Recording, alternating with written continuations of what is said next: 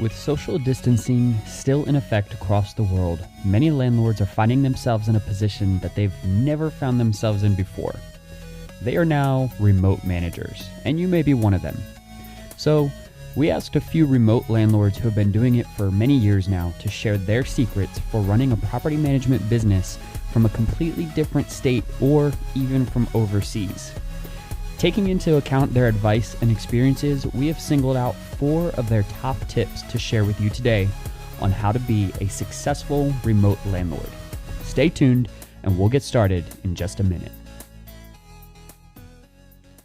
Hi everybody, my name is Chris and I want to thank you for joining us for another value-packed TenantCloud podcast. If you want to be a more informed, better educated, and successful landlord, then stay tuned. With over a decade of property management experience, we bring you short and sweet, bite-sized pieces of incredibly valuable property management tidbits in 15 minutes or less. So in our interviews with property managers who have been doing this for many years now, just managing their properties remotely, and some of them actually even did it intentionally from the beginning. And so they've really worked out systems and processes and the necessary components of that to do it successfully. And a lot of people, those are some big questions they have, especially if you look on any type of property management forum online. A lot of people ask about, should I buy rental properties in another state? Or should I buy them in another city where I have to commute to them, and so on and so forth. And so there's a lot of questions from a lot of landlords and property managers around the topic of managing rentals remotely. And now a lot of us have found ourselves managing our rentals remotely, even if it's just 20 minutes away from us or 30 minutes away, because we have to do social distancing and we cannot be meeting people in person in a lot of cases. And we can't just be going over to the rental property, and they can't come into our rental offices in many cases, and all that good stuff. And so we reached out to these property managers who have been doing it. A lot of them have been doing it for a good amount of time. And we took the top 4 pieces of information from those conversations and kind of compiled them here to go over with you real quick. As always, we try to keep these podcasts under 15 minutes. That doesn't always happen, but that is our target because we know that you are busy and you have a business to run and life is pretty hectic, especially now. So without further ado, we will jump right in to number 1, which is finding a local contact person. If you are not local, meaning you have a significant commute, or you might even have to take a flight or whatever, you want to make sure that you have someone who you trust that can help you out with your rental on a local level, because no matter how you cut it, you do need somebody local. And so whether that's somebody who's on a contract with you or just on an on-call basis with you, something like that, it's important to have that person. And that person can be someone who plays multiple roles for you based on what you need, meaning maybe it's a handyman type person and they can do quick fixes, but nothing really super detailed, just maybe a minor repair, or at least be able to connect with somebody that is local who can do the repair and that they know and that they trust.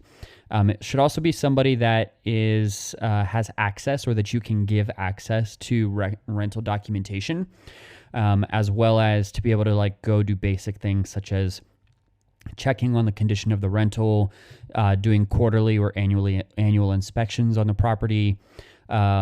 Somebody that is able to issue notices to the person in person if necessary based on the local laws in that jurisdiction, that type of thing. So that was one of the biggest mistakes that one property manager we spoke with said that she did early on, is that she didn't have somebody local who could inspect the property on a quarterly or annual basis. And so she didn't know that the rental had gotten so bad that when the tenant moved out, that she had to replace all kinds of appliances. She had to do major repairs. It just cost a ton of money. Whereas if she had caught that early on, there was a potential that she could have done something about it. And so Having someone like that is local, even if you cannot be, or somebody that perhaps in this case with the coronavirus, perhaps you are someone who is at higher risk, well, then maybe it would be essential for you to have somebody who is in a lower risk demographic who would be willing to go and do those inspections. So it just may be a better way to do it if you don't have access, or if, again, you're at high risk. Number 2 is consider signing up for property management software. Obviously, this is a TenantCloud podcast, so I'll plug it in here, but really just you do need to have property management software. If you're still tracking things in Excel spreadsheets, that's terrible for many reasons, including taxes. It's not good. It can be very, very bad. And there's plenty of horror stories with people who have used Excel spreadsheet to keep track of the rental stuff and accounting and the things that have happened to those landlords. It's not hard to find those stories. And so I don't recommend that at all. It's important to have the information that has redundancy. It's backed up. So software that is backed up through multiple databases and cloud storage that you can access from anywhere, no matter what's going on.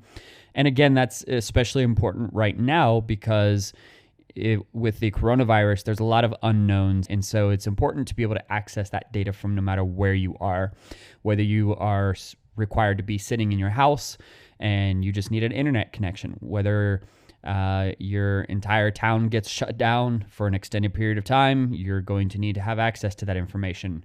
Whether you cannot go to the rental or you can't go to your leasing office or your office in general because a commercial building is shut down because the property manager is not allowing people into the building, you need to be able to access that information from anywhere that you have an internet connection, not a local database. It's best to have it in the cloud. And so being able to create residential agreements no matter where you are, to collect the rental payments no matter where you are, to assign work orders to service professionals no matter where you are, to automate tax reports, reminders, notices, scheduling things, keeping track of potential leads through a CRM system, communicating with your tenants or your assistant managers or leasing agents or service professionals through a built-in messenger. All those things are key components for being able to continue running your business smoothly, even if you are a remote manager right now. And so that was the number 2 thing we got back, was that switching to a software that is specifically cloud-based played a huge role in for these property managers being able to manage their rentals remotely, no matter where they were in the world. So that was the number 2 big thing, was make sure that you are using the proper software to manage your rental that enables you to still continue to be an excellent manager no matter where you are in the world. Number 3 is hire a reliable repair person. Again, this goes back kind of with number 1, having that local person, but this is specifically a reliable repair person, somebody that you've developed a relationship with, that you know they will show up when they're going to show up and they're going to do a good job, and you don't have to come behind their back every 5 minutes making sure that they did it properly. It's important that you are able to have them provide you with documentation that when you do send them to do something, that they have done it.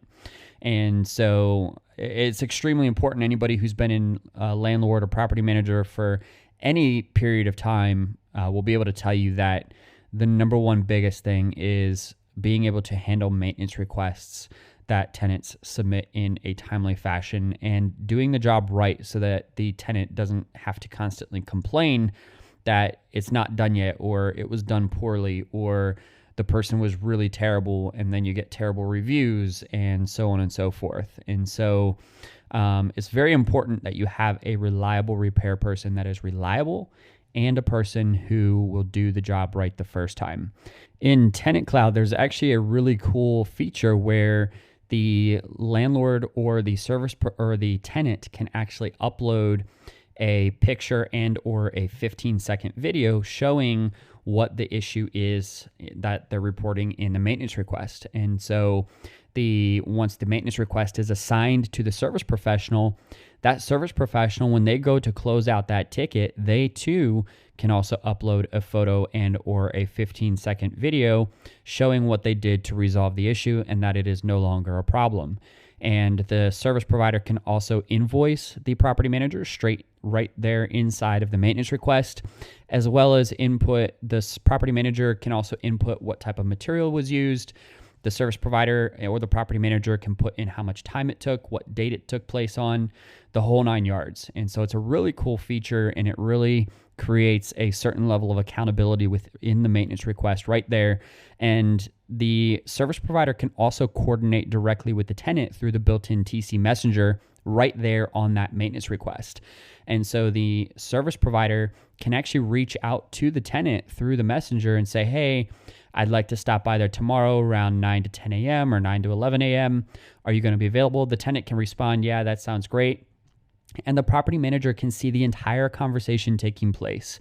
And so it's a really, really cool tool, especially for somebody managing properties remotely, and or in a situation like we're in now, where maybe you're not exactly remote in physical terms, but you're remote in the sense that you're not really trying to go over there to hang out with your tenant or to go meet a service provider or go look at the issue yourself.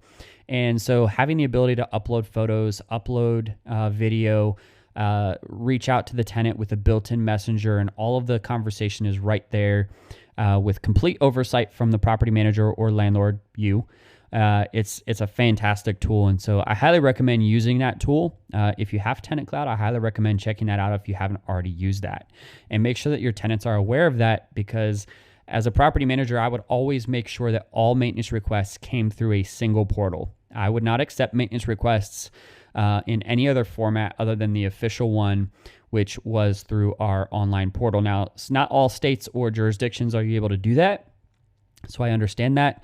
But in the area that I was in, that was something we were allowed to do, and it just made things a lot easier because I didn't have to worry about receiving maintenance requests from multiple different places and having to keep an eye on them and then having something slip through the cracks. Everything went through a single portal, and so it's important to have something like that, and as well as those additional tools to just make your job a lot easier and create that level of accountability across the board and that level of transparency. Number 4, the recommendation from remote managers is get the right insurance. So it's important that you do have the right insurance. So whether that's renter's insurance and landlord insurance or homeowner's insurance, definitely important to make sure that you look for the policies that are best for you and for your rental property. In many cases, that is landlord insurance as well as a renter's insurance policy. Even if it's a blanket renter's insurance policy that covers all renters, no matter who is in your rental, or whether it is you requiring that your tenants buy renter's insurance when they rent your property, and making sure that they keep that policy up to date. In fact, some landlords require that the tenant pays for the entire year of renter's insurance up front, which they get a discount for doing that typically anyway. And so it's always a good idea. That way they don't have to worry about, did the tenant pay this month's premium for their renter's insurance? Has it lapsed? So on and so forth, because they can provide you, if they're doing it on a month-to-month basis, they can provide it to you on the day that they move in, but then not pay it the next month. And there are some systems out there that can kind of track it, but even in my experience with them, none of them are foolproof, and none of them are able to always be able to inform you when that insurance has lapsed. So in closing, just to recap what we've covered, the number one tip that came back from property managers is you want to find a local contact person, someone you can trust, someone who you can rely upon, who is consistent and is able to view property files, view tenant files, be able to connect you with somebody locally to provide services for the rental property, or to be able to do tasks that you wouldn't otherwise be able to do unless you were there physically. Number 2 is signing up for a property management software that is cloud and internet based, that allows you to do pretty much anything from anywhere in the world that you have an internet connection, as well as a software that allows you to add admins and edit their controls, and to be able to assign tasks, reminders, schedule things, work orders, collect rent, all of that good stuff. Everything that is involved in property management, you want to be able to do that from a cloud-based connection anywhere in the world. So signing up for a quality property management software that allows you to do that is key to being able to manage your rentals remotely. Number 3 is hire a reliable repair person locally to your property. Again, this comes back to having somebody who, if you have an emergency maintenance request or just any maintenance request in general, that is one of the key things that property managers have to stay on top of in order to retain tenants. If something goes wrong, how quickly is it fixed and how well is it fixed? Is it fixed right the first time? Because you have a couple of different relationships throughout the phase of a tenant moving into a property. You have that initial first impression, then you have the application process, and then you have the move-in process where you want to make sure everything goes well, which that also ties into a repair person to be able to do your turns for you to make sure that the unit is move-in ready. And then you have that relationship while the tenant is actually there in the rental. And the entire goal during that time is to provide a comfortable place for the person to live so that they will end up renewing and not moving out. And that's beneficial to both the tenant and to the property manager. And so the way that that works is you have somebody who is a reliable repair person who constantly makes sure that the property is livable, it's comfortable, and that any major issues that come up are addressed as quickly as possible and as efficiently as possible. So that just builds that relationship with the tenant while they're there, that, hey, this landlord cares about the property and they care about me as a tenant, and they're going to take care of things as they come up. And that's the type of place I want to live at, because that's why I'm renting. I don't want to have to take care of this stuff.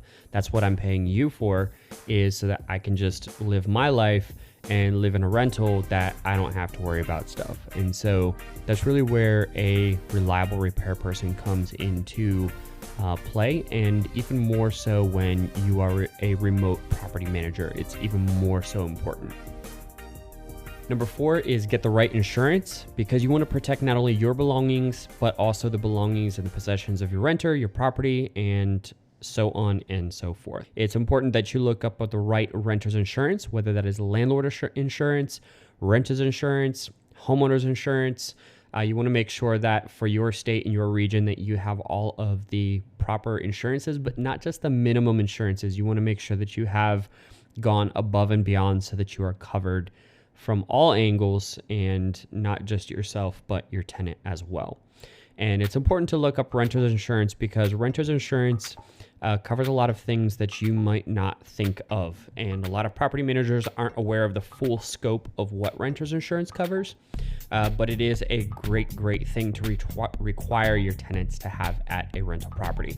As always, thank you for taking the time out of your busy schedule to listen to this TenantCloud podcast. We hope that you have found value in the time that you've spent listening to it. And if so, feel free to share this episode with any friends, colleagues, family members, anybody who you believe may benefit from the information that we have discussed in this podcast.